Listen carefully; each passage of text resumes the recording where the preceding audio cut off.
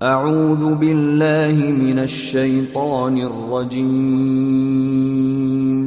بسم الله الرحمن الرحيم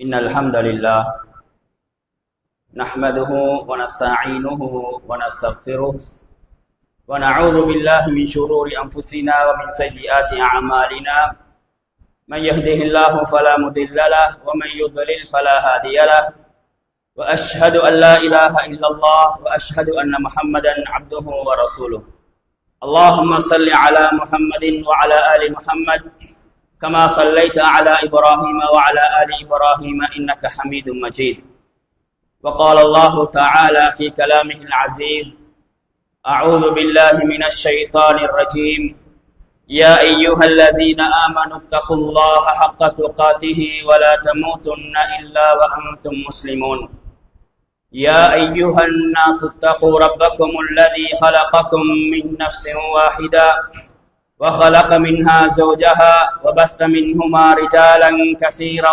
ونساء واتقوا الله الذي تساءلون به والأرحام إن الله كان عليكم رقيبا يا أيها الذين آمنوا اتقوا الله وقولوا قولا سديدا يصلح لكم أعمالكم ويغفر لكم ذنوبكم ومن يطع الله ورسوله فقد فاز فوزا عظيما أما بعد فإن أصدق الحديث كلام الله وخير الهدي هدي محمد صلى الله عليه وسلم وشر الأمور محدثاتها وكل محدثة بدعة وكل بدعة ضلالة وكل ضلالة في النار.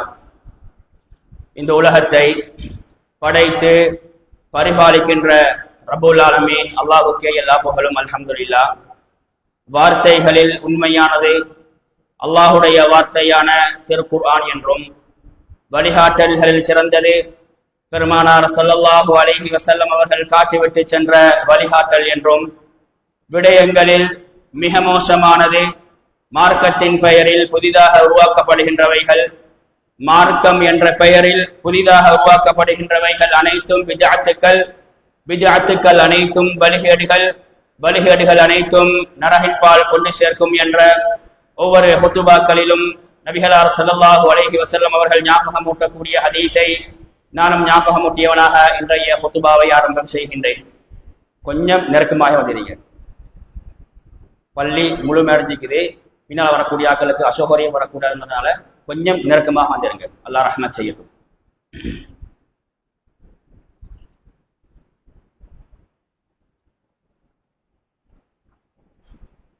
அன்பார்ந்த இஸ்லாமிய உறவுகளே, அல்லாஹ்வின் நல்லடியார்களே, நபிகளார் ஸல்லல்லாஹு அலைஹி வஸல்லம் அவர்கள் மக்காவிலே கிட்டத்தட்ட நுபுவத்துக்கு பிறகு 13 வருடங்கள் வாழ்கின்றார்கள். வாழ்ந்த 13 வருடங்களும் கஅபத்துல்லாவை அடைந்து அதிலே சஹாபாக்களை ஒன்று சேர்த்து தொழுகை நடாத்த வேண்டும் என்ற ஆசை இருந்தாலும் அல்லாஹ்வுடைய கட்டளை வரவில்லை. எப்படியோ தன்னுடைய முயற்சியால் தொழுகைகளை தனிப்பட்ட முறையிலே நபிகளார் ஸல்லல்லாஹு அலைஹி வஸல்லம் அவர்கள் கஅபத்துல்லாவுக்கு முன்னால் தொழுதார்கள். தொழுதும் லேசாக தொழுது முடித்தார்களா? காஃபிர்களுடைய பிரச்சனைகள், காஃபிர்கள் கொடுத்த தொல்லைகள் எங்களுக்கு தெரியும். அல்லாஹ்வுடைய கட்டளை வருகின்றது, நபியே நீங்கள் மக்காவை விட்டும் மதீனாவுக்கு ஹிஜ்ரத் செய்ய வேண்டும். நபிகளார் ஸல்லல்லாஹு அலைஹி வஸல்லம் கவலையோட மக்காவை விட்டும் ஹிஜ்ரத் செய்கின்றார்கள். என்ன கவலை? பிறந்த ஊர் விட்டு போறோமா? அந்த கவலை கிடையாது. சொந்தங்களை விட்டு விட்டு செல்கின்றோமா? நிச்சயமாக கிடையாது. அல்லாஹ்வுடைய புனித இடமான கஅபத்துல்லாவை விட்டு விட்டு செல்கின்றேன் என்ற கவலையோட மாத்திரம் நபிகளார் ஸல்லல்லாஹு அலைஹி வஸல்லம் அவங்க மக்காவிலிருந்து மதீனாவுக்கு போறாங்க. மதீனாவுடைய நடுப்பகுதி அடைவதற்கு முன்னால மதீனாவுடைய ஓரப்பகுதி என்று அழைக்கப்படுகின்ற குபா என்ற இடம், இந்த குபா என்ற இடத்துல நபிகளார் ஸல்லல்லாஹு அலைஹி வஸல்லம் 3 நாள் 4 நாட்கள் தங்குகின்றார்கள். வந்த களைப்பு, ஓய்வெடுக்க வேண்டும் என்ற பல நோக்கங்களுக்காக வேண்டி அந்த இடத்துல இருக்கின்றார்கள். நபியோடைய நோக்கங்களை பாருங்க, நபியோடைய உள்ளத்திலிருந்து ஆசையை பாருங்க. அந்த இடத்துல கொஞ்ச நாள் தங்கி இருந்தாலும் மக்கள் ஒன்று சேர வேண்டும், மக்களுக்காக வேண்டி தொழுகை நடத்தப்பட வேண்டும் என்ற ஒரே ஒரு நோக்கத்துக்காக வேண்டி பள்ளியை கட்டுகின்றார்கள். இன்றைக்கும் ஹஜ்ஜுக்கு உம்ராக்கு போகக்கூடிய ஆட்கள் அந்த பள்ளியை பார்த்துட்டு வரத்து நாங்க பாக்குறோம். மஸ்ஜிதுல் குபா இன்றைக்கும் இருக்குது. இந்த குபா என்ற பள்ளியை ரசூல்லா கட்டிவிட்டு மீண்டும் திரும்பி 4 நாட்களுக்கு பிறகு மதீனாவை நோக்கி பயணிக்கின்றார்கள். தொழில் கிடையாது, சொந்த ஊரை விட்டு எல்லாத்தையும் இழந்து விட்டு சாப்பாட்டுக்கு வழி இல்லாம வந்த நபிகளார் ஸல்லல்லாஹு அலைஹி வஸல்லம் உள்ளத்தில் இருந்த ஆசையை பாருங்க, குறிக்கோளை பாருங்க. மக்கள் ஒன்று சேர வேண்டும் என்ற ஒரே நோக்கத்துக்காக வேண்டி, பள்ளி கட்டுவதற்காக வேண்டி காணி தேடுகின்றார்கள். காணி தேடுறதுக்கு பிறகு அவசரமாக அவர்கள் பள்ளி கட்டுவதற்கு ஒரு ஏற்பாட்டை செய்கின்றார்கள் என்பதை வரலாற்றை நாங்க படிச்சு வச்சுக்கிறோம். மீண்டும் ரசூலுல்லாஹ் மக்காவுக்கு வராங்க. ஃபத்ஹு மக்கா, மக்காவுடைய வெற்றி காபத்துல்லா முஸ்லிமுடைய கைக்கு கிடைக்குது. ரசூலுல்லாஹ் செஞ்ச முதலாவது வேலை என்ன? காபத்துல்லாவுக்கு இருக்கிற சிலைகளை எல்லாம் அகற்றிவிட்டு, பிலாலே காபாவுக்கு ஏறி நீங்க அதான் சொல்லுங்க. ரசூலுல்லாஹ் அதான் சொன்னதுக்கு பிறகு சஹாபாக்கள் வந்திருக்கிற எல்லாரையும் ஒன்று சேர்த்து அந்த இடத்துல தொழுகை நடத்துகின்றார்கள். அன்புக்குரிய இஸ்லாம் உறவுகளே, இந்த சம்பவத்தை நான் ஏன் ஆரம்பத்தில் சொல்கின்றேன் என்றால், இஸ்லாத்தின் பார்வையில மஸ்ஜித் என்பது, பள்ளி என்பது அது அல்லாஹ்வுடைய அடையாளம். பள்ளிக்கு அல்லாஹ்விடத்துல பெரிய அந்தஸ்து இருக்குது, உயர்ந்த அந்தஸ்து இருக்குது.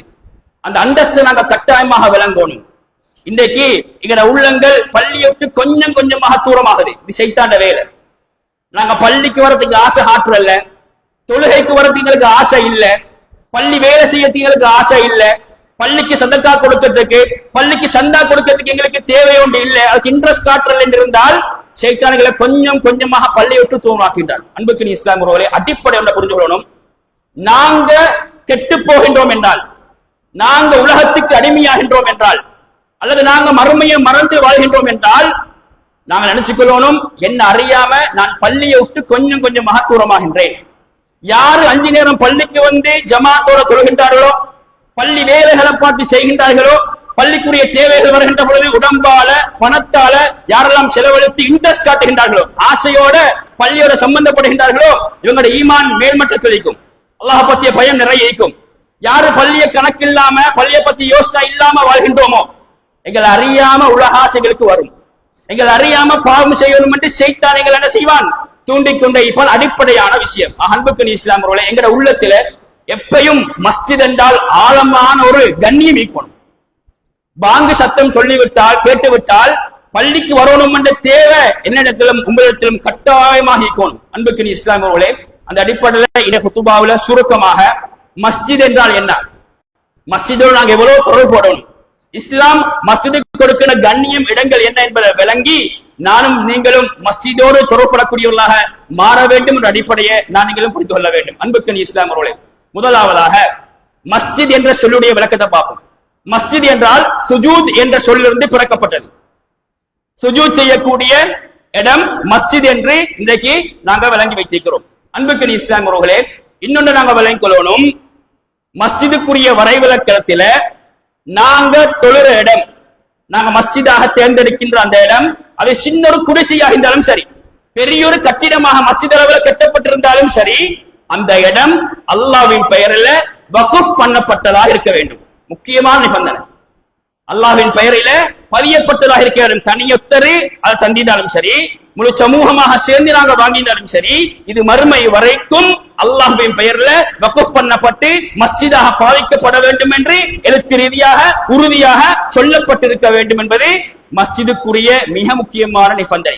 ஏன் அதை சொல்கின்றேன் என்றால், இன்றைக்கு சில இடங்கள்ல நாங்க பஜாறுகள்ல ஒரு இடத்தை, ஒரு கடையை ரெண்டுக்கு எடுத்து அதை பிரே ரூமாக நாங்க பாவிக்கலாம், அல்லது வீட்டில பிரே ரூம் என்று சொல்ற இடத்தை ஒதுக்கி நாங்க பாவிக்கலாம். அந்த இடத்துக்கும் நாங்க இப்ப உட்கார்ந்து இருக்கின்ற இந்த மஸ்ஜிதுக்கு அல்லாஹுடைய பெயர்ல பதியப்பட்டு மறுமை வரைக்கும் மஸ்ஜிதுக்காக வேண்டியே பாவிக்க வேண்டும் என்ற இடத்துக்கும் வித்தியாசம் இருக்குது.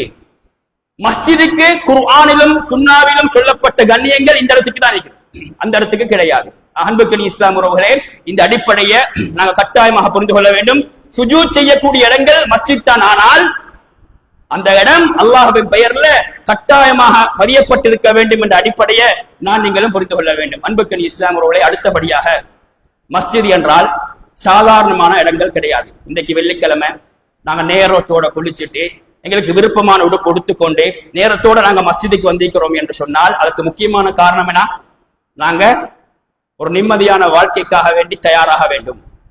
அல்லாஹுடைய நெருக்கத்தை நாங்க பெற வேண்டும், அல்லாஹுடைய இடத்துக்கு நாங்க வரணும் என்ற தேவையில தான் அல்லாஹு தாலா என்னையும் உங்களையும் இன்றைக்கு நேரத்தோட மஸ்ஜிதுக்கு அழைத்து வைத்திருக்கின்றார். அன்புக்கு இஸ்லாம் அவர்களே, மஸ்ஜிதுக்கு வருகின்ற பொழுது எங்க உள்ளத்தில் கூடிய ஆழமா நம்பிக்கை என்ன தெரியுமா? அல்லாஹுடைய இடத்துக்கு நான் போறேன். அல்லாஹு தாலா குர்ஆன்ல சொல்கின்ற பொழுது எப்படி சொல்கின்றான்? வஅன்னல் மஸாஜித லில்லாஹ் ஃபலா ததுஉ மஅல்லாஹி அஹதா. ரெண்டு விஷயத்தை சொல்கின்றான். ஒன்று, மஸ்ஜிதுகள் என்பது அல்லாஹ்வுக்கு உரிய இடங்கள். அப்ப நாங்க பள்ளிக்கு வருகின்ற பொழுது வேற வேற இடங்களுக்கு போற ஆசையை விட தேவையை விட மஸ்ஜிதுக்கு நிறைய கூட அக்கறை காட்டணும். ஏன்? அல்லாஹ்வுக்கு உரிய இடத்துக்கு நான் போறேன். எனக்கு சொத்தை தந்து, எனக்கு அழகான வாழ்க்கையை தந்து, என் உடல் உறுப்புகளை எல்லாம் அல்லாஹ் தஆலா சரியான முறையில எனக்கு படைச்சு தந்து, இந்த ரப்பு விருப்பமான இடத்துக்கு நான் போறேன் என்ற உணர்வு எனக்கும் உங்களுக்கும் கட்டாயமாக இருக்க வேண்டும். ஃபலா ததுஉ மஅல்லாஹி அஹதா. மஸ்ஜிதில நீங்க அல்லாஹ்வோட சேர்த்து இன்னொருவரை அழைத்து விட வேண்டாம், அல்லாஹ்வுக்கு ஷிர்க் வைத்து விட வேண்டாம் என்று அல்லாஹ் தஆலா குர்ஆன்ல சொல்லித் தருகின்றான். அன்புக்கு இஸ்லாம் உறவுகளே, நல்லவராகிக்கலாம், மௌத்தானவராகிக்கலாம், வலியாகிக்கலாம், யாராக இருந்தாலும் மஸ்ஜித் என்று வருகின்ற பொழுது அந்த இடம் அல்லாஹ்வுக்குரிய இடம். அந்த இடத்தில் அல்லாஹ்வை மாத்திரம்தான் அழைக்க வேண்டும். அல்லாஹ்வுக்கு தான் சுஜூத் செய்யணும், அல்லாஹ்வுக்காக வேண்டித்தான் தொழணும், அல்லாஹ்ட்ட தான் துஆ கேட்கணும். இதெல்லாம் அல்லாஹ்வுக்கு கொடுக்க வேண்டிய அதிகாரங்கள் அனைத்தையும் அல்லாஹ்வுக்கு கொடுப்போமாக இருந்தால் நாங்க ஷிர்க் இல்லாம சரியான கொள்கையோட வாழ்கின்றோம். இதை விட்டு விட்டு நாங்க நல்லவர்கள் என்று சொல்லி எங்கட தேவைகளை அல்லாஹ்வுடைய அதிகாரங்களை இன்னொரு மனுஷனுக்கு நாங்க கொடுப்போமாக இருந்தால் இது இணை வைப்பு, இது ஷிர்க், அல்லாஹ் மன்னிக்க மாட்டான், மிகப்பெரிய அநியாயம் என்பதை நாங்க தெளிவாக தெரிந்து வைத்திருக்கிறோம். குறிப்பாக மஸ்ஜித் என்று வந்துவிட்டால் அல்லாஹ்வுடைய இடம், அல்லாஹ்வை மட்டும்தான் அழைக்க வேண்டும் என்பதாக அல்லாஹ் தஆலா குர்ஆன்ல அடிப்படையான ஒரு விஷயத்தை சொல்லித் தருகின்றான். அன்புக்கு இஸ்லாம் உறவுகளே, அடுத்தபடியாக நபிகளார் ஸல்லல்லாஹு அலைஹி வஸல்லம் சொன்னாங்க, அஹப்புல் பிலாதி இலல்லாஹி மஸாஜிதுஹா. இந்த ஹதீஸ் எனக்கும் உங்களுக்கும் ஆழமாக பதிந்திருக்க வேண்டும். இன்றைக்கு உலகத்துல பயணத்தை நாங்க எங்களோட ஆசையாக, ஒரு ட்ரிப்ப எங்களுக்கு தேவையாக நாங்க தேர்ந்தெடுக்கின்றோம். ஒரு விளையாட்டு மைதானத்தை, ஒரு விளையாட்டை எங்களுக்கு விருப்பமான இடமாக நாங்க தேர்ந்தெடுக்கின்றோம். ஹலாலாகிக்கும் வரைக்கும் பிரச்சனை இல்லை. ஆனால் உலகத்துல எப்பவும் நாங்க முஸ்லீமாக இருக்கின்றோம் என்றால், உண்மையான ஈமானோட நாங்க வாழ்கின்றோம் என்றால், என்ற உள்ளத்துல உங்களோட உள்ளத்துல இருக்கக்கூடிய ஆழமா நம்பிக்கை என்ன தெரியுமா?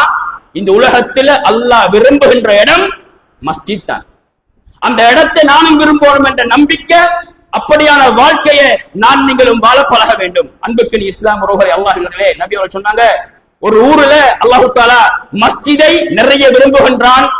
ஒரு ஊர்ல அல்லாஹ் தஆலா சந்தைகளை, வீதியோரங்களை அல்லாஹ் தஆலா வெறுக்கின்றான், அல்லாஹ் தஆலா கோபிக்கின்றான் என்பதாக நபிகளார் ஸல்லல்லாஹு அலைஹி வஸல்லம் அவர்கள் சொல்லித் தருகின்றார்கள். அன்புக்கு இஸ்லாம், இப்ப நாங்க யோசிப்போம், எங்கட வாழ்க்கையில நாங்க பள்ளியோட விருப்பத்தோட எப்படி நடந்து கொள்கின்றோம்? பள்ளிக்கு ஆசையோட எவ்வளவு வார, எவ்வளவு தேவையோட வார, அல்லது விளையாட்டு மைதானங்களை, வீதியோரங்களை கலைக்கிறத, போன்களை காலத்தை கழிக்கிறத எங்களோட வாழ்க்கையில நாங்க எப்படி நாங்க பாக்குறோம், கொஞ்சம் பேலன்ஸ் பண்ணி நாங்க யோசிச்சு பார்ப்போம். எதுக்கு நாங்க முக்கியத்துவம் கொடுக்கிற, எதுக்கு நாங்க நிறைய கூட நேரம் நாங்க செலவழிக்கிற என்பதை கொஞ்சம் யோசிச்சு பார்ப்போம். நபி அவங்க சொன்னாங்க, நாங்க இந்த உலகத்துல விரும்புகின்ற இடமாக பள்ளிகள் காணப்பட வேண்டும். ஏன்? அல்லாஹ் விரும்புகின்றான். அன்புக்கு இஸ்லாமிய, இதுக்கு பிறகு வாழ்கின்ற வாழ்க்கையில மஸ்ஜிதுகள் என்றால் அதுக்கு தனி இடத்தை கொடுத்து, தனி கண்ணியத்தை கொடுத்து எங்களோட வாழ்க்கையில மஸ்ஜிதோடு நெருங்கக்கூடிய வழியை நாங்க அமைச்சுக்கிறோம். அன்புக்குரிய இஸ்லாமிய உறவுகளே, மஸ்ஜிதுகளை பத்தி நிறைய சிறப்பு இருக்குது.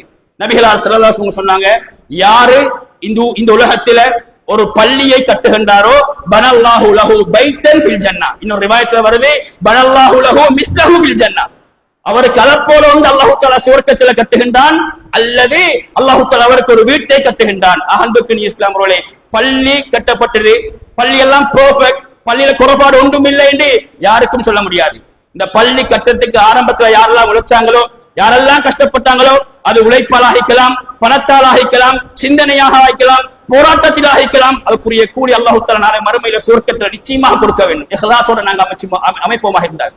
அதே போல பள்ளி கட்டப்பட்டு விட்டாலும் பள்ளிக்கு நிறைய தேவைகள் காணப்படும். நாங்க சும்மா பள்ளிக்கு வந்து தொழிட்டு போறதில்ல, பள்ளி தேவைகளை பார்க்கிறது, அந்த தேவைகளை நிவர்த்தி செய்யறது. எங்கள்கிட்ட வசதி என்றால் நாங்க வசதியால பணத்தால் நாங்க என்ன செய்யறது, அதை நாங்க நிவர்த்தி செய்யறது. எங்களுக்கு உழைக்கும் நேரம் இருந்தன்னு சொன்னால் நேரத்தை செலவழிச்சு நாங்க செய்யறது, பள்ளிக்காக வேண்டி உதவி செய்யறது, இதெல்லாம் நன்மையை தரும். அன்புக்கு இஸ்லாமியர்களே, யாரு இந்த உலகத்துல ஒரு பள்ளியை ஹயாத்தாக்குவதற்காக வேண்டி, ஒரு மஸ்ஜிதை உயிரோட்டம் உள்ள மஸ்ஜிதாக ஆக்குவதற்காக வேண்டி பாடுபடுகின்றார்களோ, தியாகம் செய்கின்றார்களோ, அவருக்கு நாளை மறுமையில நிச்சயமாக நன்மை கிடைக்கும். முழுமையான பள்ளியை கட்டினால் அல்லாஹ் தஆலா நிச்சயமாக நாளை மறுமையில சுவர்க்கத்தில முழுமையான வீட்டை அதில் அதை போன்று தருவான். நாங்க பள்ளிக்கு கொஞ்சம் உதவி செஞ்சாலும் நிச்சயமாக நன்மை கிடைக்கும் என்ற அந்த நம்பிக்கை எனக்கும் உங்களுக்கும் கட்டாயமாக இருக்க வேண்டும். அன்புக்கு இஸ்லாமுடைய அடுத்தபடியாக நாங்க மஸ்ஜிதை சாதாரணமாக இடப்பட்டு கூடாது. யாரெல்லாம் மஸ்ஜிதுக்கு நடந்து வருகின்றார்களோ, எங்களுக்கு தெரிஞ்ச ஹதீஸ், நாங்க சின்னத்துல படிச்ச ஹதீஸ், யாரெல்லாம் மஸ்ஜிதுக்கு நடந்து வருகின்றார்களோ ஒரு 8க்கு ஒரு நன்மையையும் அடுத்த 8க்கு ஒரு பாவத்தையும் அல்லாஹ் தஆலா மன்னிக்கின்றார். நாங்க இன்னைக்கு ஜும்மாவுக்கு வந்தோம்.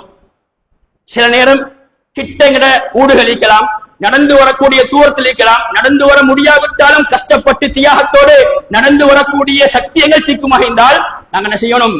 பள்ளிக்கு நடந்து வரக்கூடிய பழக்கத்தை கட்டாயமாக உருவாக்கணும். நாடு டெவலப் ஆயிட்டது, உலகம் டெவலப் ஆயிட்டது, எங்களுக்கு டைம் எல்லாம் எங்களுக்கு சேவ் பண்ண முடியாது. நாங்க பைக்கில் தான் வரணும் என்று இருந்தேன்னு சொன்னால் பிழை கிடையாது, பிரச்சனை கிடையாது. ஆனால் நாங்க மஸ்ஜித கண்ணியத்தை விளங்கி எங்களுக்கு நன்மை கூட கிடைக்கணும், எங்கட பாவம் மன்னிக்கப்படணும், ஹதீஸை நாங்க பின்பற்றணும் என்ற நம்பிக்கை, அந்த ஆசை எனக்கு உங்களுக்கு மிக்கமாக இருந்தால் நாங்க என்ன செய்யணும்? பாங்கு சொல்லப்பட்டு விட்டால் நேரம் ஒதுக்கி நேரத்தோடு நாங்க பள்ளிக்கு வரக்கூடிய பழக்கத்தை உருவாக்கணும். இன்னைக்கு நடந்து வரக்கூடிய பழக்கம் குறையத்துக்கு காரணம் என்ன தெரியுமா? நேரம் இல்லை. அந்த நேரம் இல்லாததுக்கு காரணம் என்ன தெரியுமா? பாங்கு சொல்லப்பட்டு விட்டாலும் தொழுகை நடத்தப்பட்டு விட்டாலும் நாங்க உலகத்துல பிஸி ஆகிக்கிறோம். உலகத்திலே ஏதோ அடிப்படையில ஆகுமான முறையிலோ ஆகாத முறையிலோ ஏதோ நாங்க பிஸி ஆகிக்கிறோம். நாங்க நடந்து வரோன்ற பக்குவம் எங்களுக்கு இருக்குமாக இருந்தால், அந்த ஆசை இருக்குமாக இருந்தால் நாங்க என்ன செய்யணும்? நேரம் ஒதுக்கணும். பாங்கு சொல்லப்பட்டு விட்டால் இவ்வளவு நேரத்தில் பள்ளிக்கு போகலாம் என்றால் அவ்வளவு நேரத்தை ஒதுக்கி நாங்க நடந்து வரக்கூடிய பழக்கத்தை உருவாக்கணும். குறைஞ்சது என்று சொல்ல முடியாது, குறைஞ்சது ஜும்மாவுக்கு சரி நடந்து வரக்கூடிய பழக்கத்தை நாங்க உருவாக்கணும். இந்த சுண்ணகத்து இல்லை, இப்ப கிட்ட ஊடிக்குது, ஆனாலும் நாங்க என்ன செய்யறோம்? பைக்ல தான் வரோம். எங்களுக்கு நடந்து வரதுக்கு கஷ்டம், டைம் ஒதுக்க முடியாது, வெயில நடந்து வரணும். ஷைத்தான் இப்படியான காரணங்களை எல்லாம் வச்சு இந்த சுண்ணாவை புறக்கணிக்க செய்கின்றார். அன்புக்கு இஸ்லாமுகளே, நாங்க பள்ளிக்கு நடந்து வரத்தால நிறைய நன்மைக்கு நிறைய ஹதீஸ்கள் காணப்படுகின்றன. ஒரு முறை ஒரு சஹாபி, வசதியான ஒரு சஹாபி, அவர்கிட்ட குதிரை இருக்குது, ஒட்டகம் இருக்குது, பணம் இருந்தால் மஸ்ஜித் நபவிக்கு கிட்டாலேயே வீட்டை வாங்கிக் கொள்ளலாம். தூரத்திலிருந்து ஒவ்வொரு வக்துக்கும் தொழுகைக்காக வேண்டி நடந்து வருகின்றார். சஹாபாக்கள் ஆச்சரியமாக கேட்கின்றார்கள், உங்களுக்கு வசதிக்கு தானே வாகனத்தை எடுத்துக்கொண்டு வாகனத்துல மஸ்ஜிதுக்கு வரலாம், பள்ளிக்கு கிட்ட ஊட்ட கட்டிக் கொள்ளலாம். அப்ப அந்த சஹாபி சொல்கின்றார், நபிகளார் ஸல்லல்லாஹு அலைஹி வஸல்லம் சொன்ன ஹதீஸ் நீங்கள் மறந்து விட்டீர்களா? நபி அவர்கள் சொன்னார்கள், யாரு மஸ்ஜிதுக்கு நடந்து வருகின்றார்களோ ஒரு 8க்கு ஒரு நன்மையையும் அடுத்த 8க்கு ஒரு பாவத்தையும் அல்லாஹ் தஆலா மன்னிக்கின்றான். சுப்ஹானல்லாஹ். அன்புக்கு இஸ்லாமுகளே, எங்களுக்கு முடியுமான அளவு எல்லா நேரமும் முடியாவிட்டாலும் எப்படியோ தியாகம் செஞ்சு நாங்க பள்ளிக்கு நடந்து வரக்கூடிய பழக்கத்தின் மூலமாக நிறைய நன்மை எங்களுக்கு கிடைக்கும் என்பதை நாங்க மறந்துவிடக் கூடாது. அன்புக்கு இஸ்லாமுகளே, யாரு மஸ்ஜிதோட தொடர்படுகின்றார்களோ சபஅத்துன் யுதில்லுஹுமுல்லாஹு யௌம லா தில்ல இல்லா தில்லுஹு, நாளை மறுமையில் அல்லாஹ் தஆலா 7 கூட்டத்தாருக்கு நிழல் தெரிஞ்ச ஹதீஸ் தான், ஞாபகம் ஊட்டல். அதுல ஒரு கூட்டத்தார் யாரு? ரஜுலுன் கல்புஹு முஅல்லகுன் பில் மசாஜித். ஒரு மனுஷன் இருக்கிறாரு, அவர் எப்ப பார்த்தாலும் பள்ளியில தான், 5 நேரம் பள்ளிக்கு வருவார், தொழுவாரு, பள்ளி வேலைகளை பார்த்து செய்வாரு, பள்ளியோட தேவைக்கும் பள்ளியோட அக்கறைக்கும். இந்த மனுஷனுக்கு நாளை மறுமையிலே நிலை இல்லாத அந்த நேரத்தில் நிச்சயமாக அல்லாஹுடைய நிலையை அல்லாஹ் தஆலா வழங்குகின்றான். அந்த பாக்கியம் எனக்கும் உங்களுக்கு கிடைக்க வேண்டும். அன்புக்கு இஸ்லாமியர்களே, ஆக நாங்க தியாகம் செய்யணும். நாங்க தியாகம் செய்யாம எங்களுக்கு நன்மை கிடைக்காது. நாங்க தியாகம் செய்யாம எங்களுக்கு சுவர்க்கம் லேசாக போக முடியாது. மஸ்ஜித் எங்களுக்கு கிடைச்சிக்கிற மிகப்பெரிய பாக்கியம், பள்ளி என்பது எங்களுக்கு கிடைச்சிக்கிற மிகப்பெரிய பாக்கியம். உதாரணத்துக்கு இந்த இடத்துல மஸ்ஜித் ரஹ்மான் என்ற மஸ்ஜித் எங்களுக்கு இல்லாவிட்டிருந்தால், மஸ்ஜித் ரஹ்மான் என்ற மஸ்ஜித் எங்களுக்கு இல்லாவிட்டிருந்தால் இன்னைக்கு கொள்கை நிறைய பேருக்கு போய் சேர்ந்திருக்காது. உண்மையான குர்ஆனும் சுன்னாவும் நிறைய பேருக்கு போய் சேர்ந்திருக்காது. குர்ஆனும் சுன்னாவும் படி நாங்க வாழ வேண்டும் என்ற ஆசை எங்களுக்கு இந்திக்காது. குர்ஆனும் சுன்னாவும் படி தொழ வேண்டும் என்ற தேவை எங்களுக்கு இந்திக்காது. இந்த சமூகம், இந்த அசல், இந்த ஜமாஅத்து எந்த நிலைமைக்கும் என்று சொல்லி நான் கொஞ்சம் கற்பனை செஞ்சு பார்ப்போம். ஆகவே எங்களுக்கு கால அடியில மஸ்ஜிதுக்கு இருந்தால் குர்ஆனையும் சுன்னாவையும் பின்பற்றக்கூடிய அந்த அடிப்படையிலே தொழக்கூடிய அந்த அடிப்படையிலே நபி வாழ்க்கையை நாங்கள் நடத்தக்கூடிய ஒரு மஸ்ஜிது உருவாக்கப்பட்டிருக்கும் என்று சொன்னால் அதை பாதுகாக்கிறது எங்களை கட்டாயம்.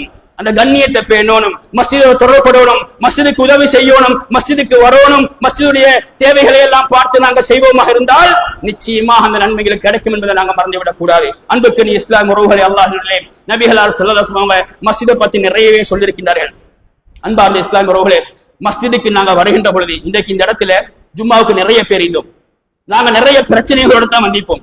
பொருளாதார பிரச்சனை, குடும்ப பிரச்சனை, பிள்ளைட பிரச்சனை, கூட்டாளிமாரோட பிரச்சனை, இப்படி கடன் பிரச்சனை, இப்படி நிறைய பிரச்சனைகளுக்கு மத்தியில நாங்க மஸ்ஜிதுக்கு வந்து அல்லாஹ் உதவி எடுத்துக்கொண்டு 2 ரக்காத்து தொழுவிட்டு நாங்க துவா கேட்டு அல்லாஹ் ஞாபகம் ஊட்டி வெள்ளிக்கிழமை ரசூலுல்லாஹ்க்கு ஸலவாத்து சொல்லி நாங்க இருக்கின்ற பொழுது அதுல கிடைக்கிற ராஹத்து, அதுல கிடைக்கிற மன நிம்மதி எங்க கிடைக்கும்?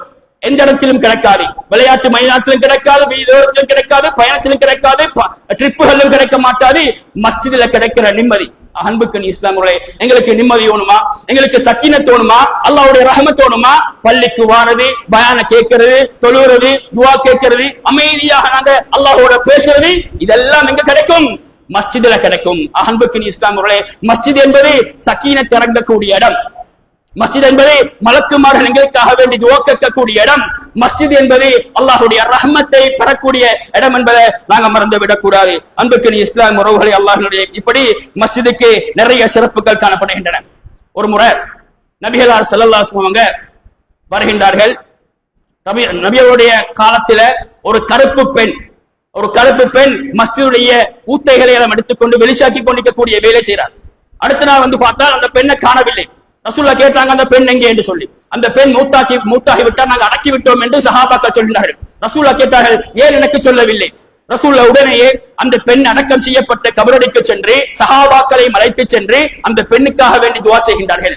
வேறு ரிவாயத்துல வருது, அந்த பெண் சுவர்க்கத்துக்குரிய பெண் என்று நபிகளார் ஸல்லல்லாஹு அலைஹி வஸல்லம் சொல்கின்றார்கள். அன்புக்கு இஸ்லாம் எதனால கிடைச்சது? பள்ளியோட தொடர்பு பட்டவங்க, பள்ளிக்காக வேண்டி வேலை செஞ்சவங்க, இவங்களுக்கெல்லாம் நிறைய பாக்கியம் இருக்குது, நிறைய சிறப்பு இருக்குது. இன்றைக்கு நாங்க பள்ளியில வந்து ஒரு ஊத்தையை வெளியெடுத்து போகணும் என்றாலும் அது இன்னாருக்குரிய பொறுப்பு என்று நாங்க விட்டு விடுகின்றோம். பொறுப்பு கொடுக்கப்பட்டிருக்கும், சம்பளம் கொடுக்கப்பட்டிருக்கும். ஆனால் மஸ்ஜித் என்பது அல்லாஹ்வுடைய இடம். நாங்க எந்த வேலையாக இருந்தாலும், எந்த தேவையாக இருந்தாலும், எங்களுக்கு செய்ய முடியுமாக இருந்தால், எங்களுக்கு அதுக்குரிய சக்தி இருக்குமா இருந்தால் நாங்க செஞ்சுட்டு அல்லாஹ்விடத்துல நன்மை எதிர்பார்க்கிறது தான் ஈமானுக்குரிய அடையாளம். அன்புக்கு இஸ்லாமுடைய நிறைய விஷயங்கள் பேசணும். இன்றைக்கு அதான் என்பது பெரிய ஒரு பாக்கியம். அதனால கிடைக்கிற நன்மைகள் நிறைய இருக்குது. அக்வலுன் நாஸி அனாதன் யௌமல் கியாமா, நாளை மறுமையிலே முஅத்தின்மார்கள், அதான் சொன்னவர்கள் அடுத்தவர்களை விட உயர்ந்தவர்களாக இருப்பார்கள் என்று நபிகளார் ஸல்லல்லாஹு அலைஹி வஸல்லம் சொல்கிறார்கள். எங்கள் எத்தனை பேருக்கு அதான் சொல்ல தெரியும்? அதான் சொல்ல தெரிஞ்சவர்கள் எல்லாம் எத்தனை பேர் நேரத்தோட வந்து பள்ளி நிர்வாகத்தோட அனுமதியோட நாங்க அதான் சொல்கின்றோம்? எங்களுக்கு அதுக்குரிய டைம் இல்ல, அல்லது அதான வந்து நாங்க ஏதோ ஒரு செகண்டான ஒரு இபாத்தாக நாங்க நினைச்சு கொள்ளிக்கிறோம். இதைகள்ட்ட வரக்கூடாது. அன்புக்கு இஸ்லாமியர்களே, பள்ளியோடு நாங்க நிறைய தொடர்படுகின்ற பொழுது, பள்ளியோடு நாங்க நிறைய சம்பந்தப்படுகின்ற பொழுது நிச்சயமாக அதுக்கு நிறைய நன்மைகள் காணப்படும் என்பதை நாங்க மறந்துவிடக் கூடாது. அடுத்தபடியாக மஸ்ஜிதுக்கு சிறப்பு இருக்குது, நன்மை இருக்குது, நிறைய நன்மைகள் நாங்க தெரிஞ்சு வச்சுக்கிறோம். அதே போலதான் மஸ்ஜித் என்று வருகின்ற பொழுது மஸ்ஜிதுக்கு என்று சில கடமைகள் இருக்குது, மஸ்ஜிதுக்கு என்று சில ஒழுங்குகள் இருக்குது. அந்த ஒழுங்குகளையும் நாங்கள் கட்டாயமாக விளங்கி வைக்க வேண்டும். ஒரு ஒழுங்குதான் மஸ்ஜிதுக்கு செய்கின்ற மிக முக்கியமான கடமை தான் என, பள்ளியில 5 நேரம் தொழுவிக்கப்படும், 5 நேரம் நாங்க ஜமாத்துக்கு வருது. அன்புக்கு இஸ்லாம் உறவுகளே, இன்றைக்கு காலடியில பள்ளி இருந்து பள்ளிக்கு வர முடியுமான சந்தர்ப்பம் இருந்தும் நாங்க பள்ளிக்கு வராம எங்கட வேலை எண்ணி நாங்க இருப்போமாக இருந்தால், உலக பிசியில நாங்க இருப்போமாக இருந்தால், விளையாட்டு பிசியில நாங்க இருப்போமாக இருந்தால், போன்ல நாங்க நோண்டிக்கொண்டு நாங்க பிஸியாக இருப்போமாக இருந்தால், நாங்க பள்ளிக்கு செய்கின்ற அநியாயம். நாங்க எங்கட காலடி இருக்கிற அல்லாஹுடைய மஸ்ஜிதுக்கு, அல்லாஹுடைய இல்லத்துக்கு செய்கின்ற அநியாயம் என்பதை நான் நீங்கள் எச்சரிக்கையை எடுத்துக் கொள்ள வேண்டும். ஆகவே அதான் சொல்லப்பட்டு விட்டால் பள்ளிக்கு செய்கின்ற மிக முக்கியமான கடமை மஸ்ஜிதுக்கு வாரது, தொழுறது. இது முக்கியமான முதலாவது விஷயம். இரண்டாவது, மஸ்ஜித் என்று வருகின்ற பொழுது மஸ்ஜிதுக்கு இஸ்லாம் நிறைய ஒழுங்குகளை காட்டி தருது. மஸ்ஜிதுக்கு நுழைகின்ற பொழுது இஸ்லாம் அழகான ஒரு துஆ சொல்லி தருது. அல்லாஹும்ம அஃப்தஹ்லி அப்வாப ரஹ்மத்திக. நிறைய பேருக்கு பாடம், சின்ன பிள்ளைகள் இருந்து பெரியவர் வரைக்கும் பாடமான துஆ. எங்கள் எத்தனை பேர் இன்றைக்கு ஜும்மாக்கு மஸ்ஜிதுக்கு வந்தோம், இந்த துஆ ஓதிக்கொண்டு எங்கள் எத்தனை பேர் பள்ளிக்குள்ள நுழைஞ்சோம்? அழகான ஒரு துஆ. யா அல்லாஹ், இந்த உலகத்தில உன்னுடைய ரஹமத்துடைய வாயில்கள் அனைத்தையும் எனக்காக வேண்டி திறந்து விடு. ஒரு நாளைக்கு 5 நேரம் நாங்க வாரோம், 5 நேரத்தில் ஒரு நேரம் அந்த துஆ ஓதி அல்லாஹ் தஆலா அந்த துஆவை ஏற்றுக்கொண்டு விட்டால் இந்த உலகத்தில் அல்லாஹ்வுடைய ரஹமத்தை பெற்றுக் கொண்டவங்க நாங்க தான். பள்ளியிலிருந்து வெளியேறுகின்ற பொழுது அல்லாஹும்ம இன்னி அஸ்அலுக மின் ஃபத்லிக, யா அல்லாஹ், சிறப்பான ஒரு இடத்திலிருந்து நான் வெளியே போகின்றேன், வெளிக்கு போனாலும் உன்னோட சிறப்பு எனக்கு தேவை. அழகான ஒரு துஆ. இன்னைக்கு பள்ளிக்குள்ள நாங்க ஈமானோட இருக்கிறோம், பள்ளிக்குள்ள அல்லாஹ் பத்தி யோசிக்கணும், தக்வாவோட இருக்கிறோம். பள்ளிக்கு வெளிக்கு போனால் அல்லாஹ் மறந்து விடுகின்றோம். பாவத்தை கணக்கில்லாம நாங்க சைத்தானுடைய சிந்தனையோட நாங்க வாழ்ந்து கொண்டிருக்கிறோம் என்றால் இந்த துஆக்கள் நாங்க கேட்கணும். அழகான துஆக்கள். அன்புக்கு இஸ்லாமியர்களே, பாடமான துஆ. ஒரு ஞாபகமூட்டலுக்காக வேண்டி சொல்கின்றேன். ஒரு நாளைக்கு 2 நாளைக்கு தியாகத்தோட ஞாபகத்தோட மறக்காம சைத்தானோட போராடி ஓடப்பாங்க. ஓத பழகிவிட்டோம் என்றால் இது பள்ளியில துவா மட்டுமல்ல, சந்தர்ப்ப துவாக்கள் நிறைய இருக்குது. வீட்டுக்குள்ள ஓத வேண்டிய துவாக்கள், பயணத்தில் ஓத வேண்டிய துவாக்கள் நிறைய காணப்படுகின்றன. நாங்க மறந்து விட்டோம் அல்லது அதை விட்டு நாங்க தூரமாக கொண்டிருக்கிறோம். ஷைத்தாண்ட வேலை. அன்புக்கு இஸ்லாம் உறவுகளே, துவாவுக்கு பவர் இருக்குது. மனமால நாங்க சரியாக பாடமாக்கி உள்ளத்தால நாங்க கேட்கின்ற பொழுது அந்த துவா ஏற்றுக்கொள்ளப்பட்டு விட்டால் நிச்சயமாக இந்த உலகத்தில் நாங்க வெற்றி பெற்றவர்கள், நாளை மறுமையிலும் நாங்க வெற்றி பெற்றவர்கள் என்பதை நாங்க மறந்துவிடக் கூடாது. அன்புக்கு இஸ்லாம் உறவுகளை அல்லாஹ்விலே, மஸ்ஜிதுடைய ஒழுங்குகள் என்று வருகின்ற பொழுது இஸ்லாம் சொல்லித் தருகின்ற முக்கியமான ஒழுங்குதான் மஸ்ஜிதில அமைதியாக இருக்க வேண்டும். மஸ்ஜித் என்பது அமைதியான இடம். மஸ்ஜிதுல யார் இல்லாவிட்டாலும் மஸ்ஜிதில் யார் இருப்பாங்க? மலக்குமார்கள் இருப்பாங்க, தொழுது கொண்டிருப்பாங்க, குர்ஆன் ஓதி கொண்டிருப்பாங்க, விக்ர் செய்து கொண்டிருப்பாங்க. அப்ப நாங்க மஸ்ஜிதில தனியே இருந்தாலும் மஸ்ஜிதில சத்தம் போட்டு பேசுறத முழுமையாக நாங்க தவிர்த்து கொள்ள வேண்டும். இது முக்கியமான விஷயம். எந்த அளவுக்கு என்றால் இஸ்லாமிய மார்க்கத்தை பாருங்க, மஸ்ஜிதில யாராவது ஒருவர் காணாமல் போன பொருளை அறிவிப்பாராக இருந்தால் அந்த பொருள் அவருக்கு கிடைக்க கூடாது என்று இஸ்லாம் சபித்திருக்கின்றது. யாராவது ஒருவர் மஸ்ஜிதில வியாபாரம் பேசுவதாக இருந்தால், வியாபாரத்தை பத்தி அவங்க கதைச்சு கொண்டிருக்கிறாங்க, வியாபாரம் செய்யறாங்க என்று இருந்தால் ரசூலுல்லாஹ் சொல்கின்றாங்க, அவங்களோட வியாபாரத்தில் அல்லாஹ் தஆலா பரக்கத்தை ஏற்படுத்தி விடக் கூடாது என்று ரசூலுல்லாஹ் சபித்திருக்கின்றார். என்றால் மஸ்ஜித் என்பது அழகான மஸ்ஜிதுடைய கண்ணியத்தை பேணி நாங்க விளங்கி நடக்க வேண்டிய இடம் என்பதை புரிந்து கொள்ள வேண்டும். அன்புக்கு இஸ்லாம் உறவுகளே, நபிகளார் ஸல்லல்லாஹு அலைஹி வஸல்லம் சொல்கின்றார்கள், ஒரு ஹதீஸ்ல வருது, யாரெல்லாம் மஸ்ஜிதில வட்டமாக இருந்து கொண்டு உலக விஷயத்தை கலைப்பார்களாக இருந்தால் அவங்க ஷைத்தானுடைய சிந்தனையோட வாழக்கூடிய மக்கள், அவங்களை விட்டும் நீங்க தூரமாக விடுங்கள். இன்னொரு ஹதீஸ்ல வருது, அவங்கள அந்த பேச்சை விட்டும் அவங்கள தடுங்கள். அன்புக்கு இஸ்லாம் உறவுகளே, மஸ்ஜிதில தேவை உள்ள விஷயம், தேவையில்லாத விஷயங்கள் என்று நாங்க மஸ்ஜிதுக்குள்ள பேசுவோமா இருந்தால் முழுமையாக தவிர்த்து கொள்ள வேண்டும். ஆனா இன்றைக்கு கவலை என்னென்றால், நாங்க 2 பேர் சேர்ந்துட்டால் தொழுகை முடிச்சுட்டு சத்தம் போட்டு பேசிக் கொண்டிருக்கிறோம். இதை நாங்க கட்டாயமாக தவிர்த்து கொள்ள வேண்டும். அது தேவை உள்ள விஷயமாக இருக்கலாம். சில நேரம் இந்த அடிப்படை தெரியாம நான் எங்களை வியாபாரத்தை பேசிக் கொண்டிருக்கலாம். மஸ்ஜிதுக்குள்ள, மஸ்ஜிது வளாகத்துக்குள்ள நாங்க வியாபாரத்தை பேசுவோமாக இருந்தால் அதை முழுமையாக நாங்க தவிர்த்து கொள்ள வேண்டும். இதை தாண்டி நாங்க எப்படி நடக்கின்றோம் என்றால், இன்னொருத்தர குறைய பேசுறது, இன்னொருத்தரை பத்தி நாங்க கோல் பேசுறது, இன்னொருத்தர பத்தி நாங்க என்ன மானபங்கப்படுத்துறது, அவரோட பாவத்தை பத்தி நாங்க பேசுறது, இதெல்லாம் நாங்க முழுமையாக தவிர்த்து கொள்ள வேண்டும். அன்புக்கு இஸ்லாம் உறவுகளே, அல்லாஹ்விலே, இதே போலதான் இன்னொரு விஷயம், எல்லா மஸ்ஜிதுகளும் காணப்படக்கூடிய விஷயம் தான், மஸ்ஜிதுக்கு சின்ன பிள்ளைகளை கூட்டுமாறதுல பிழை கிடையாது.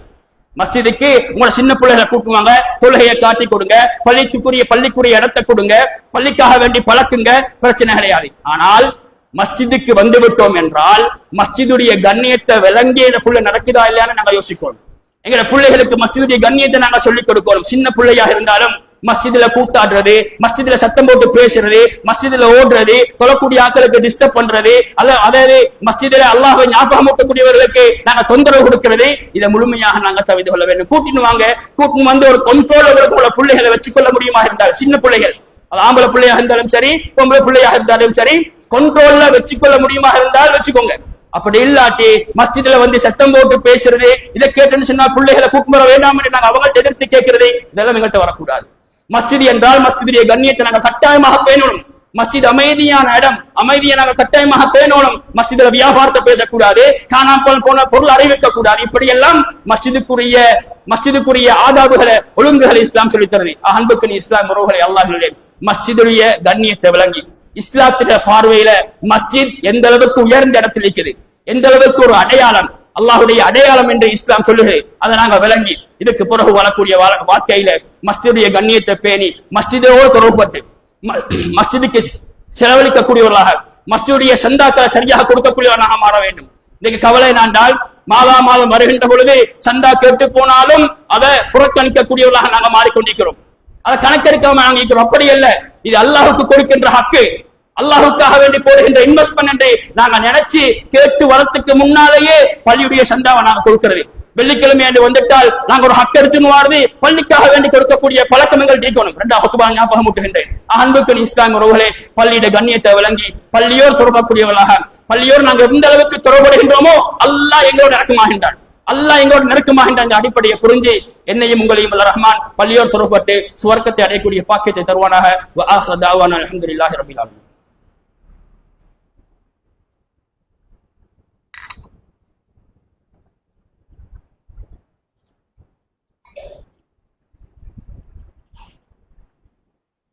அல்ஹம்துலில்லாஹி ரப்பில் ஆலமீன். வஸ்ஸலாத்து வஸ்ஸலாமு அலா ரசூலினா முஹம்மதின் வ அலா ஆலிஹி வ ஸஹ்பிஹி அஜ்மஈன். அம்மா பஅத். அன்பார்ந்த இஸ்லாமிய உறவுகளே, அல்லாஹ்வின் நல்லடியார்களே, மஸ்ஜிதை பொறுத்த வரையில மஸ்ஜித் என்றால் சுஜூத் செய்யக்கூடிய இடம் என்று நாங்க பார்த்தோம். சுஜூத் செய்யக்கூடிய இடம் மட்டுமல்ல மஸ்ஜித், சுஜூத் செய்யக்கூடிய இடம் தான். ஆனால் சுஜூத் செய்யக்கூடிய இடமாக மாத்திரம், தொழுகைக்காக வேண்டி மாத்திரம் பயன்படுத்தக்கூடியதாக மஸ்ஜிதை நாங்க அமைத்து விடக்கூடாது. நபியுடைய வாழ்க்கையை பார்க்கின்ற பொழுது நபி அவருடைய அனைத்து காரியங்களும், இஸ்லாத்துக்கு தேவையான அனைத்து காரியங்களும் மஸ்ஜிதினூடாகத்தான் நடைபெற்றிருக்கின்றது. தொழுகை 5 நேரம் அது நடத்தப்பட்டது. மக்களுடைய தேவைகள் கண்டறியப்பட்டு, கஷ்டங்கள் கண்டறியப்பட்டு, சதக்கா கொடுக்கக்கூடிய இடங்களாக மஸ்ஜிதுகள் காணப்பட்டிருக்கின்றன. கூட்டாக செய்யக்கூடிய அமல்கள் இருக்கிறது. கூட்டு ஜக்காத்தாக இருக்கலாம், கூட்டு உதுஹியாவாக இருக்கலாம், கூட்டு ஃபித்ராவாக இருக்கலாம். இவைகள் அனைத்தும் மஸ்ஜிதின் மூலமாகத்தான் அவர்கள் நிர்வகித்திருக்கின்றார்கள் என்ற ஹதீஸ்களை நாங்க பார்க்கிறோம். அதே போல மஸ்ஜிதை பொறுத்தவரையில சின்ன பிள்ளைகளுக்கு மார்க்க கல்வியை ஊட்டக்கூடிய இடங்களாக கட்டாயமாக மஸ்ஜிதுகள் காணப்பட வேண்டும். வெறுமனே 5 நேரம் திறக்கிறது, தொழுவிக்கிறது, போறது இல்லாம பிள்ளைகளுக்கு பிரத்யேகமாக குர்ஆன் வகுப்புகள் கட்டாயமாக நடத்தப்பட வேண்டும். பள்ளிக்கூடங்கள் சிறப்பான முறையில, ஒழுங்கான முறையில உஸ்தாதுமார்களை போட்டு பள்ளிக்கூடத்தில பிள்ளைகள் குர்ஆன அழகான முறையில ஓதக்கூடிய இடங்களாக மஸ்ஜிதுகள் கட்டாயமாக மாற வேண்டும். அதே போன்று பிள்ளைகளுக்கு அகீதா வகுப்புகள், ஃபிக்ஹ் வகுப்புகள் என்று மார்க்கத்தின் அடிப்படைகளை சொல்லிக் கொடுக்கக்கூடிய இடங்களாக மஸ்ஜிதுகள் கட்டாயமாக காணப்பட வேண்டும். அதையும் தாண்டி பெண்களுக்கு கட்டாயமாக மார்க்கம் போய் சேர வேண்டிய ஒரு காலத்தை நாங்கிக்கிறோம். இன்னைக்கு நாங்க ஜும்மாவுக்கு நேரத்தோட வாரோம், ஜும்மா பயான கேட்கிறோம். ஏதோ கிழமையில் ஒரு நாள் சரி பயான கேட்டு எங்களுக்குள்ள ஒரு மாற்றம் வருது. ஆனா பெண்களுக்கு அந்த மாற்றம் இல்லை. பெண்களுக்கு அந்த தேவையும் இன்றைக்கு குறைஞ்சு கொண்டு போகுது. வீட்டில, மனைவிடத்தில, பெண்களிடத்தில மார்க்கம் இருந்தால் தான் வீட்டு சூழல் மார்க்கமுள்ள சூழலாக இருக்கும். அதனால மஸ்ஜிதுல கட்டாயமாக பெண்களுக்கு மார்க்க வகுப்புகள் நடாத்தப்பட வேண்டும். பெண்களுக்கு மஸ்ஜிதுல மார்க்க வகுப்பு நடாத்தப்படுகின்ற பொழுது ஆண்கள் என்ன செய்ய வேண்டும்? வேற வேலை என்று பிசி என்று இருந்திடாம தேவையோட தியாகத்தோட பெண்கள் ஆர்வமூட்டி மார்க்கத்தை படிக்க வேண்டும் என்ற தேவையை சொல்லி வீட்டில் இருக்கின்ற பெண்களை அலட்சி வரக்கூடியவர்களாக, கணவன்மார்களாக நாங்க மாற வேண்டும். இன்னைக்கு மஸ்ஜிதுல பெண்களுக்குரிய பயான் நிகழ்ச்சி நடக்குமாக இருந்தால் அது வாராக்க வரட்டும், போராக்க போகட்டும் என்று நாங்க இருந்திராம, என் மனைவிக்கு மார்க்கம் தேவை, என் மனைவி 5 நேரம் தொழுவதாக இருந்தாலும் மனைவிக்கு நிறைய குறைபாடு இருக்குது, என்கிட்ட நிறைய குறைபாடு இருக்குது, என் குடும்பத்துல இஸ்லாம் வளரணும் என்ற அடிப்படை ஆசை எங்கள் தீக்குமாக இருந்தால் எங்களை பெண்களை கட்டாயமாக மஸ்ஜிதுக்கு அழைச்சி வந்து அந்த பயான் நிகழ்ச்சியில கலந்து அந்த பயனை பெறுங்க. அன்புக்குரிய இஸ்லாம் உறவுகளே, பெண்கள்கிட்ட மார்க்கம் வருமாக இருந்தால் அது சமூக எழுச்சி. பெண்கள்கிட்ட மார்க்கம் இல்லா போகுமாக இருந்தால் நிச்சயமாக எங்கட பரம்பரைட்ட, எங்கட பிள்ளைகள்கிட்ட மார்க்கம் குறைஞ்சு போகும் என்ற அடிப்படையை நாங்கள் புரிந்து கொள்ள வேண்டும். ஆகவே தாய்மார்கள் மார்க்கத்தை பிள்ளைகளுக்கு அவங்க விளங்கணும், அவங்க மார்க்கத்தில் நடக்கணும், அவங்க பிள்ளைகளுக்கு சொல்லிக் கொடுக்கணும். ஆகவே பள்ளியில் அந்த ஏற்பாடு நடக்குமாக இருந்தால் கட்டாயமாக தியாகத்தோடு கூட்டிவாங்க. இன்றைக்கு ஸ்கூல் என்றால் அந்த ஸ்கூல் ஃபங்க்ஷனுக்கு நாங்க தேவையோட போறோம். ஒரு பயணம் என்றால் தேவையோட குடும்பத்தை நாங்க செட் பண்ணிக்கொண்டு நாங்க ரெடி பண்ணிக்கொண்டு நாங்க போறோம். ஆனால் பள்ளிக்கு பயான் நிகழ்ச்சிக்கு வாங்க, அல்லாஹ்வுடைய மார்க்கத்தை படிக்கணும், மார்க்கத்தில் நிறைய தேவை இருக்குது, எங்களுக்குள்ள நிறைய குறைபாடு இருக்குது, நாங்க சந்தோஷமாக வாழணும், நிம்மதியாக வாழணும், இஸ்லாமிய குடும்பம் என்று உருவாக்கணும் என்று நாங்க தெரிஞ்சிருந்தாலும் இன்றைக்கு பெண்கள் மத்தியில மார்க்கத்தை படிக்கிற வீதம் குறைஞ்சு கொண்டே போகுது. அதுக்கு முக்கியமான காரணம் ஆண்கள் தான். ஆகவே நாங்க ஆர்வமூட்டணும், கட்டாயப்படுத்தணும், கூட்டி வரணும், பயான் நிகழ்ச்சியில கலக்க வச்சு நிச்சயமாக அந்த பயனை அவங்களும் பெறணும், நாங்களும் பெறணும், இஸ்லாமிய குடும்பமாக நாங்க மாற வேண்டும். அன்புக்கு இஸ்லாம் உறவுகளே, இப்படியான விஷயங்கள் எல்லாம் பள்ளியில கட்டாயமாக நடக்க வேண்டும். கடைசி ஒரு விஷயத்தை சொல்லி நான் முடித்துக் கொள்கின்றேன். பள்ளியோட சம்பந்தப்பட வேண்டுமாக இருந்தால் எங்கள்கிட்ட இருக்க வேண்டிய ஒரு முக்கியமான விஷயம் தான் 5 நேரம் பள்ளிக்கு வாருது. அதிலும் குறிப்பாக வெள்ளிக்கிழமை என்று வந்துட்டால் நேரத்தோட மஸ்ஜிதுக்கு வரக்கூடிய பழக்கம் எங்கள்கிட்ட கட்டாயமாக இருக்கணும். அன்புக்கு இஸ்லாம் உறவுகளே, வெள்ளிக்கிழமை என்பது எங்களுக்கு கிடைச்ச மிகப்பெரிய ஒரு நியமத்து. ஜும்மா தினம் என்பது எங்களுக்கு கிடைச்ச மிகப்பெரிய நியமத்து. நிறைய பேருக்கு தெரியும், நிறைய பேர் மறந்திருக்கலாம். ஆகவே ஜும்மா தினம் என்று வந்துட்டால், வெள்ளிக்கிழமையை நாங்க அடைஞ்சிட்டால் எங்களுடைய உள்ளத்தில் ஒரே ஓடிக்கொண்டிருக்க வேண்டிய அந்த ஓட்டம் என்ன தெரியுமா? அந்த சிந்தனை தெரியுமா? என்ன தெரியுமா? ஜும்மாவுக்கு நான் நேரத்தோட போகணும். என் வேலையெல்லாம் முடிச்சுட்டு, என் கடைபிசியெல்லாம் முடிச்சுட்டு, அவசரமாக கடையை பூட்டிட்டு, அவசரமாக தொழில முடிச்சுட்டு, அவசரமாக பிள்ளைகளோட வேலைகள், ஸ்கூல் வேலைகள் எல்லாம் முடிச்சுட்டு நேரத்தோடு நான் மஸ்ஜிதுக்கு வர வேண்டும் என்ற உறுதி கட்டாயமாக என்னிடத்தில் உங்களுக்கு இருக்க வேண்டும். ஏன் தெரியுமா? நான் ஆரம்பத்துல சொன்னது போல இன்னைக்கு மார்க்கத்தை படிக்கிற வீதம் மிச்சம் குறவு. போனை எடுத்தாலும் போன்ல ஒரு பயான கேட்கிறோமா? முழுமையா ஒரு 10 நிமிஷத்துக்கு நம்ம பயான கேட்கிறோமா? நிச்சயமா கிடையாது. கேட்கக்கூடிய இருக்கிறாங்க, அல்லாஹ் ரஹ்மத் செஞ்சவரை தவிர.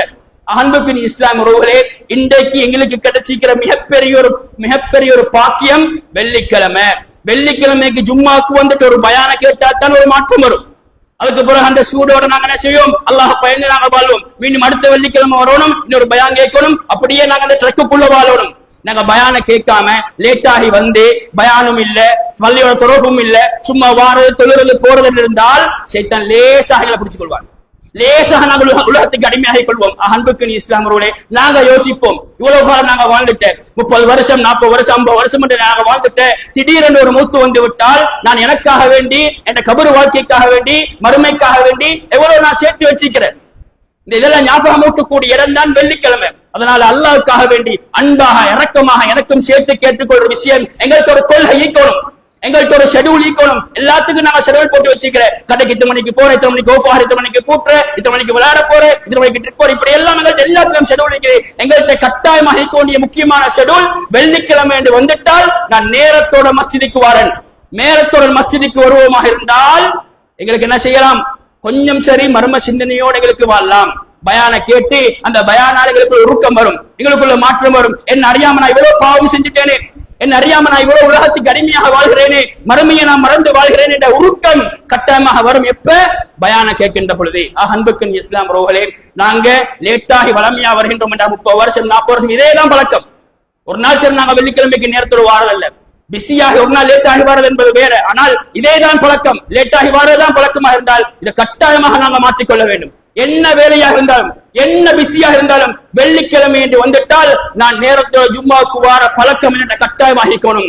பள்ளிக்கு நேரத்தோடு வாரது, தொழுறது, குர்ஆனை புரட்டி ஓதுறது, ரசூலுல்லாஹ்க்கு ஸலவாத் சொல்றது, எங்களோட தேவைகள் அல்லாஹ்ட்ட நாங்க முறைப்பாடு செய்ய, இதெல்லாம் மனசுக்கு சந்தோஷம்.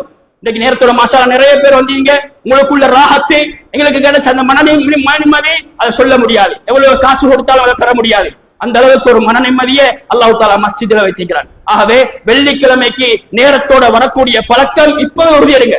அடுத்த கிழமையிலிருந்து மௌத் வரைக்கும் இன்ஷா அல்லாஹ் ஷைத்தான் எப்படித்தான் வந்தாலும், எவ்வளவுதான் சூழ்ச்சி போட்டாலும், எவ்வளவுதான் லேட்டாகி வரத்துக்கு ஷைத்தான் பிளான் போட்டாலும் அதை உடைச்சி தியாகம் செஞ்சு அடுத்த கிழமையிலிருந்து இன்ஷா அல்லாஹ் நான் ஜும்மாவுக்கு நேரத்தோடு வருவேன் என்று உறுதியெடுங்க. இன்ஷா அல்லாஹ் நிச்சயமாக வாழ்க்கையில மாற்றம் வரும். ஒரு நாளைக்கு நாங்க மௌத்தா வருவோம். இந்த நிரந்தரம் இல்லாத உலகத்தில, எந்த ஒன்றுமே பெருமதி இல்லாத இந்த உலகத்தில மாற்றம் வர வேண்டுமா இருந்தால் பயான் கேட்கணும், வெள்ளிக்கிழமைக்கு நேரத்தில் வரணும். நிச்சயமாக அல்லாஹ் தஆலா மாற்றத்தை தருவான். அதே போல வெள்ளிக்கிழமை என்று வந்துட்டால் எங்கள்கிட்ட இருக்க நிறைய பழக்கங்கள் இருக்க வேண்டும். இஸ்லாம் நிறைய சுன்னத்தான காரியங்களை சொல்றது. அதுல முக்கியமான ஒன்றுதான் சதக்கா கொடுக்கிறது.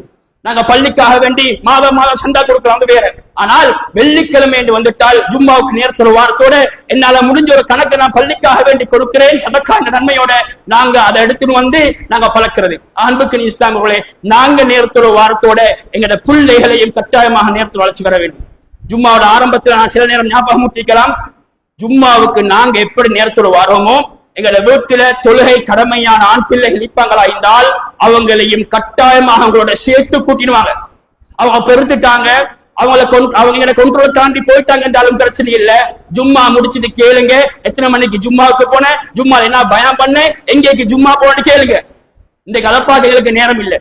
பிள்ளைகளுக்கு ஸ்கூல் சப்ஜெக்ட் என்றால், ஸ்கூல் பாடம் என்றால், உலக விஷயம் என்றால் நேரடியாக நாங்க கேட்கிறோம், நிறைய விஷயங்கள் நாங்க பேசுறோம். ஆனால் மார்க்கம் பேசுறதுக்கு இன்றைக்கு டைம் இல்லை. ஷைத்தான் தூரமாக்கிட்டான், குடும்பத்தை விட்டு மார்க்கத்தை விட்டு ஷைத்தான் கொஞ்சம் கொஞ்சமாக தூரமாக்கிட்டான். ஆகவே ஜும்மாவுக்கு நாங்க வாரத்தோட பிள்ளைகளையும் நேரத்தோடு அழைச்சி வரக்கூடிய பழக்கத்தை பெற்றோர்களாக நாங்கள் உருவாக்கி கொள்ள வேண்டும். அன்புக்கு இஸ்லாம் உறவுகளை அல்லாஹ் வாழக்கூடிய இந்த சந்தர்ப்பத்தில் வல்ல ரஹ்மான் பள்ளியுடைய கண்ணியத்தை பேணி பள்ளியோட தொடரப்படக்கூடிய பாக்கியத்தையும், தொழுகைக்கு மட்டுமல்லாம எங்களால முடிஞ்ச அளவு பள்ளிக்கு என்னென்ன செய்ய முடியுமோ அவ்வளவு செஞ்சு கபருக்காக வேண்டி மறுமைக்காக வேண்டி சேர்க்கக்கூடிய பாக்கியத்தை வல்ல ரஹ்மான் எனக்கும் உங்களுக்கும் தருவானாக. அகூலு கௌலி ஹாதா அஸ்தக்ஃபிருல்லாஹ் லி வ லக்கும் வல் ஜமீல் முஸ்லிமீன் ஃபஸ்தக்ஃபிரு இன்னஹுல் கஃபூர் ரஹீம். அகிமிஸ் ஸலாத்.